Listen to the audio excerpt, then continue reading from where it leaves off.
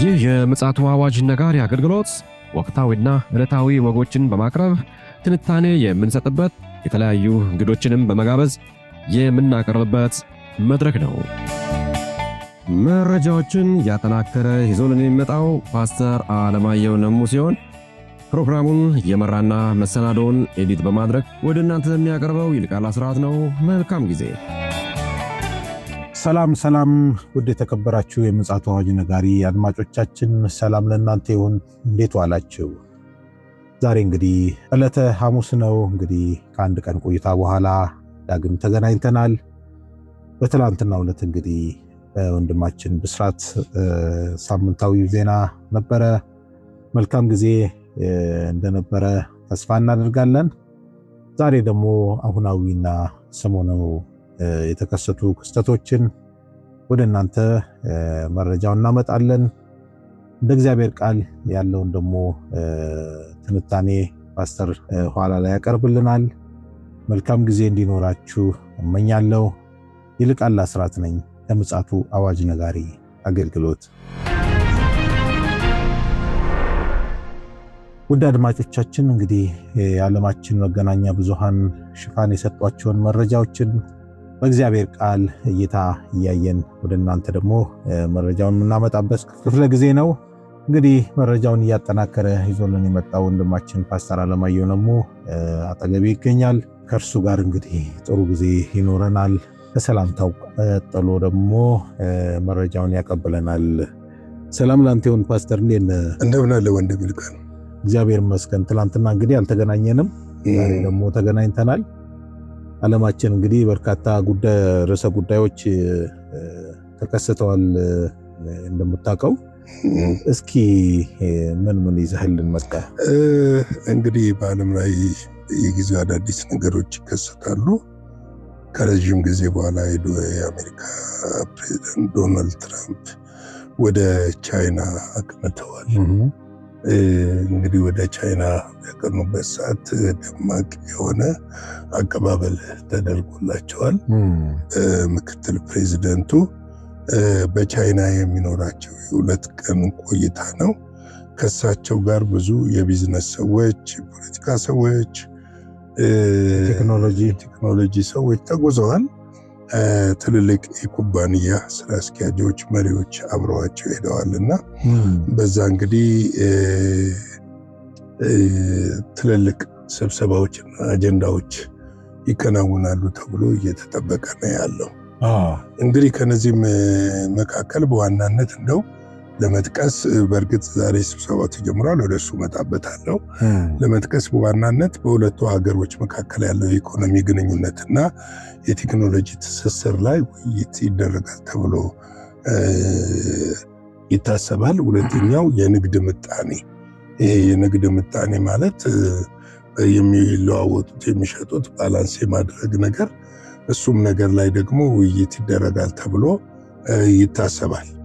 እንግዲህ ከነዚህ ባሻገር በታይዋን ጉዳይ ላይ ቻይና ሀሳብ ታቀርባለች ተብሎ በተለይም ደግሞ ለቻይና የሚደረገው ወታደራዊ እርዳታዎች ወይም ደግሞ የቴክኖሎጂ መሳሪያ ድጋፎች ምናምን እንዲቋረጡ ትፈልጋለች እና ይሄ ላይ በዶናልድ ትራምፕ ላይ ጫና ታደርጋለች ተብሎ እየተጠበቀ ነው ያለው።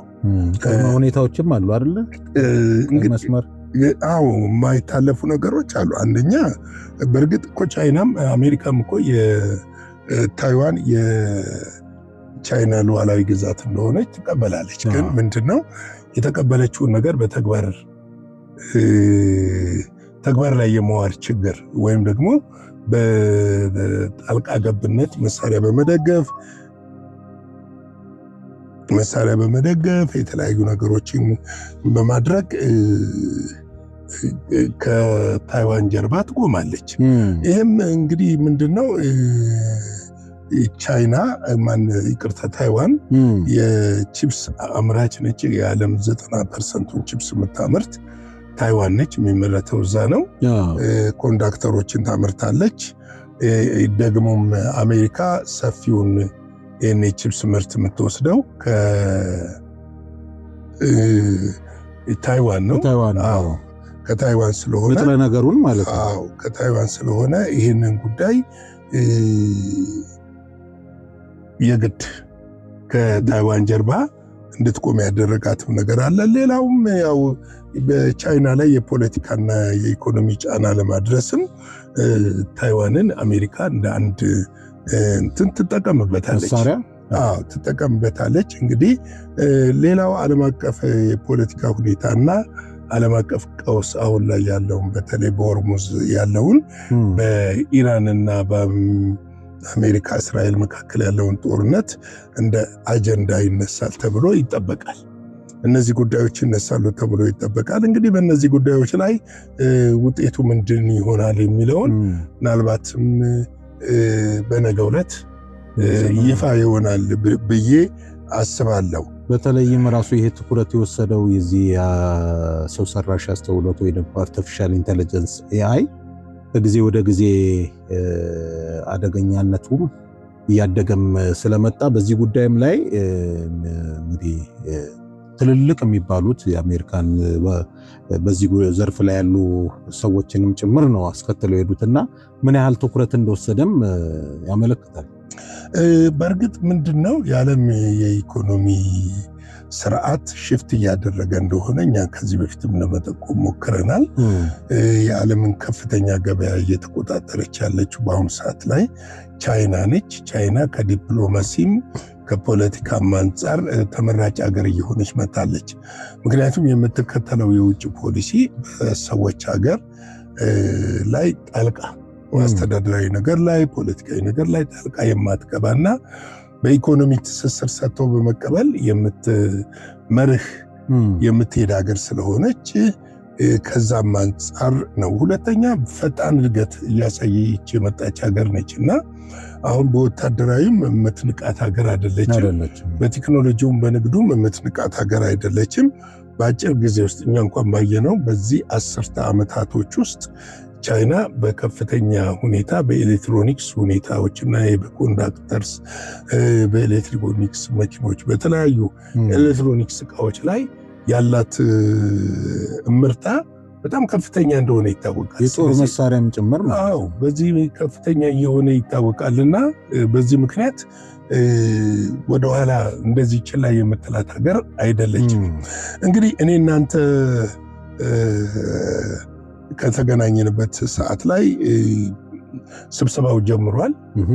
በዚህ ስብሰባ ላይ የቻይናው ፕሬዚዳንት ሺጂንፒንግ የአሜሪካ አቻቸውን በቤተ መንግስት ደማቅ አቀባበል በጣም ደማቅ የሆነ አቀባበል በወታደራዊ ሰልፍና በህፃናት ዝማሬ የታጀበ ደማቅ አቀባበል አድርገውላቸዋል። እንግዲህ የሁለትዮሹን ግንኙነት በመፍጠር ለዓለም ብሩህ የወደፊት ጊዜን በጋራ እንድንገነባ ለፕሬዚዳንት ዶናልድ ትራምፕ ጥሪ አቅርበዋል። ብሩህ ዓለምን ለመገንባት በጋራ ጥሪ አቅርበዋል። እንግዲህ ቻይና በጣም የሚገርም ነገር በቃ ሌላ ኃያል ሀገር መሆኗን በግልጽ እያስመሰከረች የመጣችን ሀገር ነች። ተጽዕኖ ፈጣሪ የሆነች ሀገር ነች እና ኢኮኖሚ ምን ያህል ተጽዕኖ ሊፈጥር እንደሚችል በእነሱ ማየት ትችላለህ። በተለይ ፕሬዚዳንት ዢፒንግ ከመጡ በኋላ በጣም በቃ በከፍተኛ ደረጃ ነው። ሀገሪቱ በከፍተኛ ደረጃ እያደገች ነው። የኢኮኖሚ ተጽዕኖ ምን ያህል እንደሆነ ሀብት ምን ያህል ተጽዕኖ ሊያመጣ እንደሚችል እና እነሱ ደግሞ በሁለት ጽንፍ ነው የገነቡት። ወታደራዊ ጽንፉ እንዳለ ሆኖ እንደገና የኢኮኖሚ ጽንፉ በደንብ ነው የገነቡት።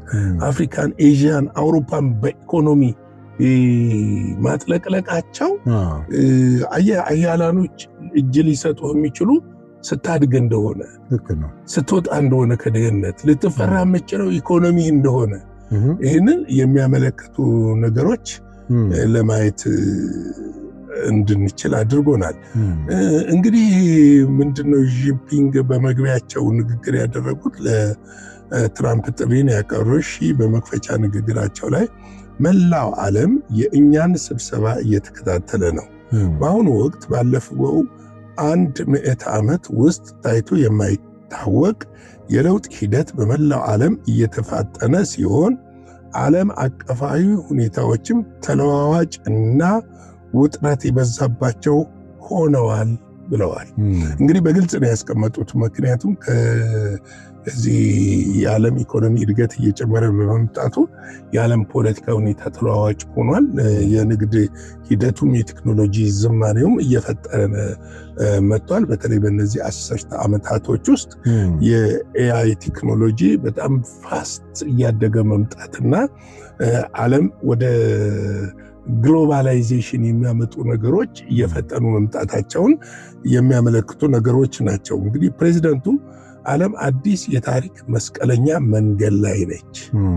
ቺነች ቁልፏ አዲስ የታሪክ መስቀለኛ መንገድ ላይ ነች። ምክንያቱም ምንድነው መስቀለኛ መንገዱ ብለህ ስትመለከት ይሄ መስቀለኛ መንገዱ ዓለም ወደ አዲስ ስርዓት እየገባች መሆኑን የሚያመለክት ነው።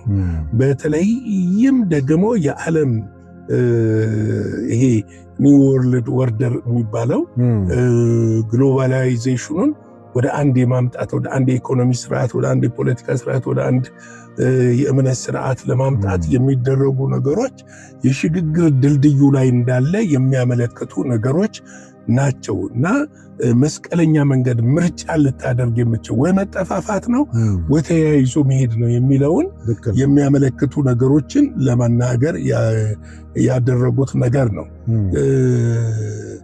እንግዲህ መስቀለኛ መንገድ ላይ መድረሷን ጠቅሰው ለትራምፕ ወሳኝ የሆነ ጥያቄ አንስተውላቸዋል።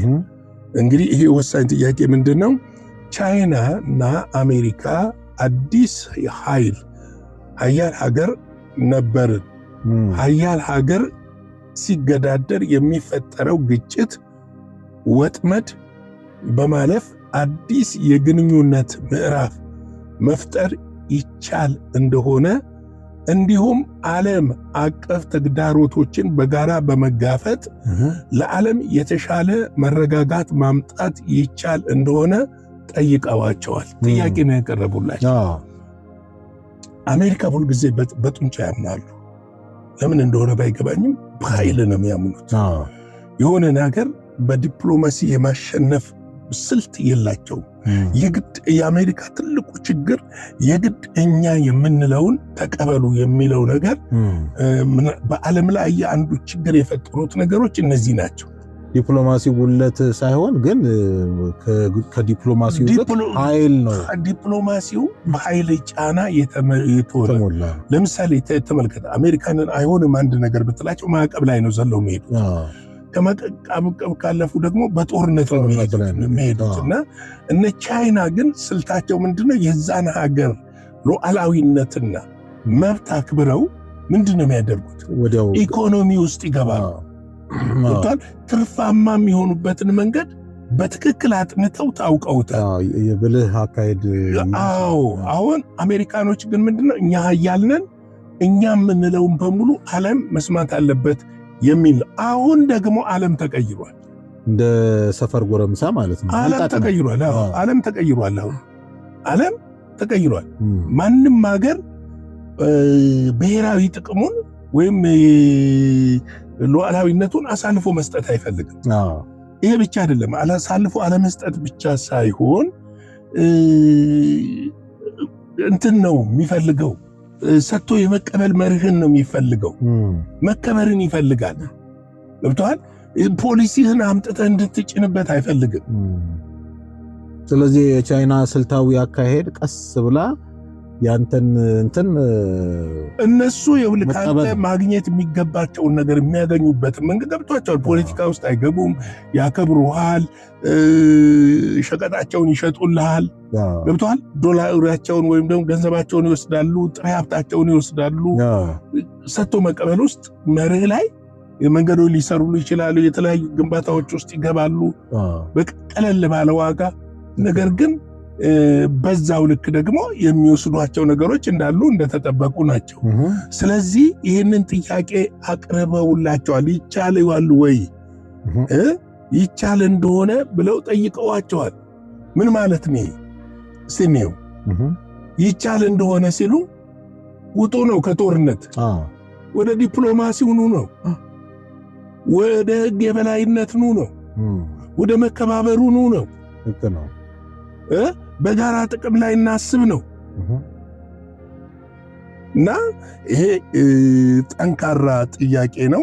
አክለውም ለዓለማችን ለሁለት ህዝቦች እና ለሰው ልጅ የጋራ የወደፊት ዕጣ ፋንታ ሲባል የሁለትዮሽ ግንኙነት የበለጠ ብሩህ ማድረግ ይቻል እንደሆነ በማንሳት እነዚህ የዘመናችን ጥያቄዎች ሁለቱ መሪዎች ሊመልሷቸው የሚገባ እጅግ ወሳኝ ጉዳይ መሆኑን አብራርተዋል።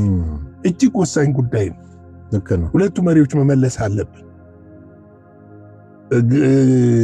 ለምሳሌ ሰሞኑን ያላቀረብነው ወይ ማታ ላይ የማታው ላይ አክለን ይዘነው እንመጣለን። ቻይና የሰላም ሐሳብ አቅርባለች በኢራንና በአሜሪካ በእስራኤል መካከል። ያንን የሰላም ሐሳብ ኢራን ገዝተዋለች። አሜሪካ ግን የምትገዛው አይመስለኝም። ምክንያቱም ዓለም አቀፍ ሕግን መሪ ያደረገ ነገር ስለሆነ ያንን ነገር ትገዛለች ብዬ አላስብም። ምናልባት በድርድሩ ላይ ያነሱታል ብዬ ጠብቃለሁ። በዛን ጊዜ በሚነሳበት ሰዓት ዶናልድ ትራምፕ ምላሽ ይሰጡበታል ብዬ አስባለሁ። እንግዲህ አሁን ያቀረቡት ሐሳብ ለዓለም ብሩህ የሆነ ነገር እናምጣ የሚል ነው። ሰላምን እናምጣ የሚል ነው። መረጋጋትን እናምጣ የሚል ነው። በጋራ እንስራ የሚል ነው። በመከባበር ላይ የተመሰረተ ይሁን የሚል ነው። እንግዲህ በንግግራቸውም ሺጂንፒንግ አሜሪካ 250ኛ ዓመቷን የነጻነት በዓል ለትራምፕ እና ለአሜሪካ ሕዝብ እንኳን ያደረሳችሁ መልእክት አስተላልፈዋል። በንግግራቸው ላይ ሁለቱ ሀገሮች ከልዩነታቸው ይልቅ የሚያመሳሰላቸው የጋራ ጥቅሞች እንደሚበልጡ ሁልጊዜ አምናለሁ ብለው ያስባሉ ያሉት ሺን የአንደኛው ሀገር ስኬት የሌላኛው ተጨማሪ እድል መሆኑን እና የተረጋጋ የሁለትዮሽ ግንኙነት ለዓለም ጠቃሚ መሆኑን አስረድተዋል። የተረጋጋ ስከኑ ነው። አሜሪካኖች ስከኑ፣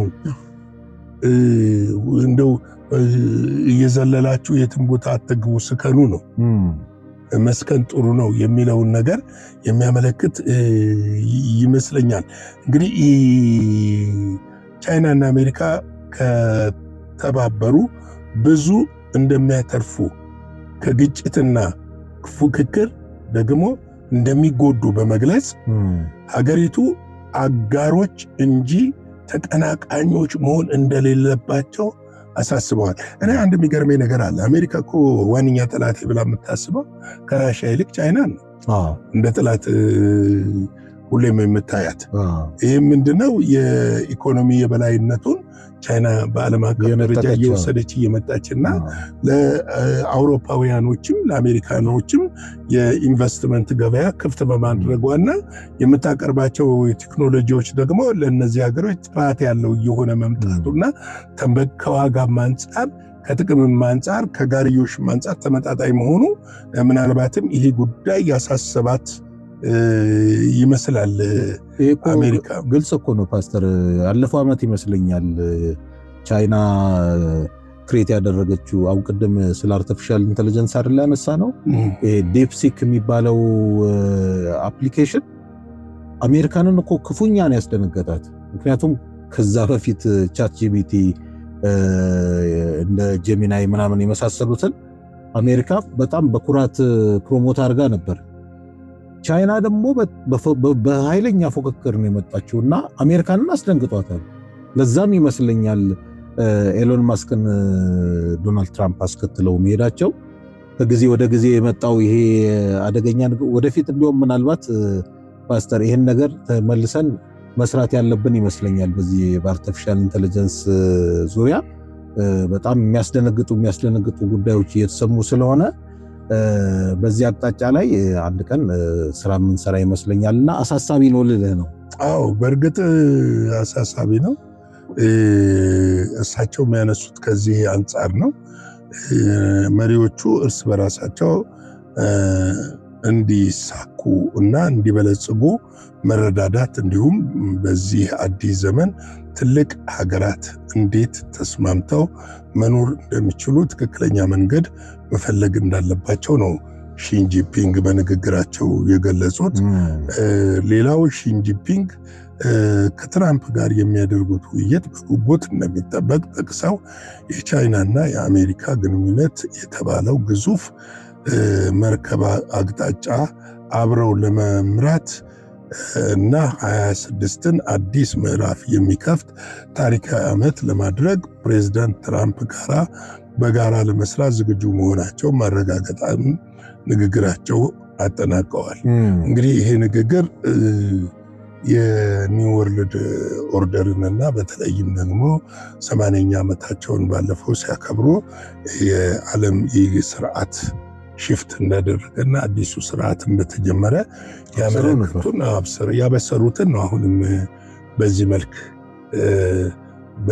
የገለጹትና በዚህ መልክ የገለጹበት ትልቅ ምክንያት ደግሞ ዲፕሎማሲያዊ በሆነ መንገድ ነው ያወሩት እና አሁን ከዚህ በኋላ አሜሪካ ቻይናንን ለመገዳደር የሚያስችል ቁመና ላይ አይደሉም ያሉት። ለዚህም ይመስለኛል ብዙ ጊዜ አሜሪካኖች ላለመበለጥ ወደ ጦርነት የሚገቡበት። ጦርነት በራሱ ደግሞ ባህሪው አውዳሚ ነው፣ አጥፊ ነው። ጦርነት በባህሪው ደግሞ ምንድነው መሰለ ያለህን ነገር የምታጣበት ነው። እና ጦርነት አማራጭ አይሆንም በምንኛውም መንገድ። ግን እነዚህ የጦርነት መስመሮች ምናልባትም አሁን በውይይቶቻቸው እንግዲህ በቀጣይ ምን ላይ ይወያያሉ፣ ምን ላይ ይወስናሉ፣ የወሰኑትን ውሳኔስ እንዴት ነው የሚመለከቱት የሚለውን የምናየው ይሆናልና እንግዲህ ይህንን ነገር ተከታትለን አድማጮቻችን የምናቀርብ ይሆናል። ምክንያቱም ይሄ የሁለቱ ሀያላን አጋሮች ውሳኔ ዓለምን ወደ አንድ ነገር ይዟት ይሄዳል ወይ ወደ ጥፋትም ይዟት ሊሄድ ይችላል የሚለውን ለማንሳት ያህል ነው። የጌታ ጸጋ፣ ሰላም፣ ምሕረት፣ ቸርነት ይብዛላችሁ። መልካም ቀን። እግዚአብሔር አብዝቶ ይባርክ ፓስተር። እኔ እንግዲህ ይህንን ጉዞና ውይይት የተረዳሁት ምን ያህል የክርስቶስ ኢየሱስ ዳግም መምጣት እየተቃረበ እንደሆነ የሚያመላክት ነው።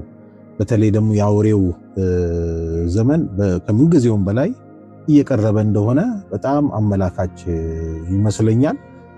በተለይ ደግሞ ሰሞኑን እኔ እናንተ ያወራነው የዚህ ከሌላ ዓለም የመጡ የተባሉ ፍጡራን እየተገለጡ ነው ከምንጊዜውም በላይ እና ግጥምጥሞሹን ስናይ የአውሬው ዘመን እየቀረበ ስለሆነ ቤተክርስቲያን በዚህ ጉዳይ ላይ አሁንም በንቃት መከታተል አለባት፣ ድርሻዋንም መወጣት አለባት የሚል መልእክት እናቀርባለን። እንግዲህ ውድ አድማጮቻችን የቀኑን መረጃ ይህንን ይመስላል። በምሽቱ ደግሞ በጣም ደግሞ አሳሳቢ የሆነ አጀንዳ ይዘን የምንመጣ ይሆናል። እሱንም እንድትጠባበቁ በጌታ ፍቅር እናሳስባለን። መልካም ጊዜ ይሆንላችሁ። ሻሎም። ለዛሬ ይዘን የመጣነው ወቅታዊ መረጃ ይህንን ይመስል ነበረ። በሌላ ጊዜ በሌላ መሰናዶ እስከምንገናኝ ሰላም ለእናንተ ይሁን።